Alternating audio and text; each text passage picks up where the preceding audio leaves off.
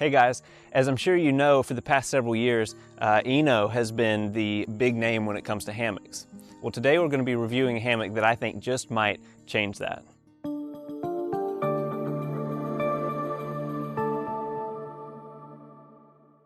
So here I have the Sawtooth Sporting Goods double hammock. It's rated at a 400-pound weight capacity, and my experience with it so far is that it's equal, if not slightly better quality than some of the more well-known hammocks out there. Now, the incredible thing that I really think sets this hammock apart is its price point and its utility. It comes in at about $60, which I believe we have a $10 off coupon code in the description below if you decide to give one of these a try, which I highly recommend that you do. Not only is it at an incredible price point, it includes the straps, whereas most hammocks you have to buy the hammock and the straps separately. It includes the straps. They both fit into the same pouch, so they're easier to keep up with.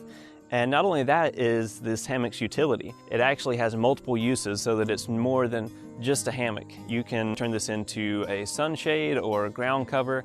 There's a couple different ways that you can use this, so let's take a look at that.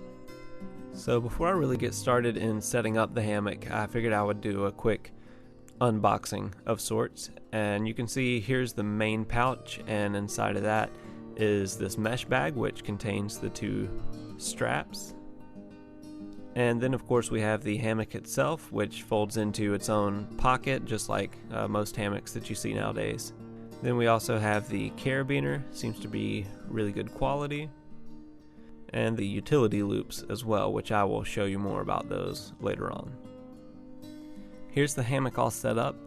If you have set up other hammocks before, setting this one up is really not going to be anything out of the ordinary.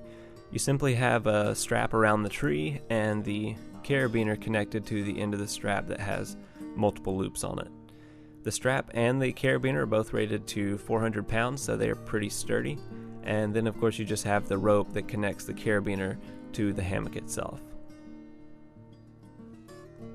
So if you want to use this thing as a sunshade or a ground cover, the first thing you have to do is take this rope off of the end. Now if you've been using it as a hammock, it can be pulled pretty tight. So the best thing I've found to do is to try and push the rope back through the other side. You may have to wiggle it a little bit. Push it around. That'll create a little bit of slack there so that you can pull the rope loose, undo the knot, and there's a loop in the end of the nylon here, so you just have to pull the rope through the loop, and now we can start using these little utility loops to make it a sunshade or a ground cover. Here I have the hammock set up as a sunshade.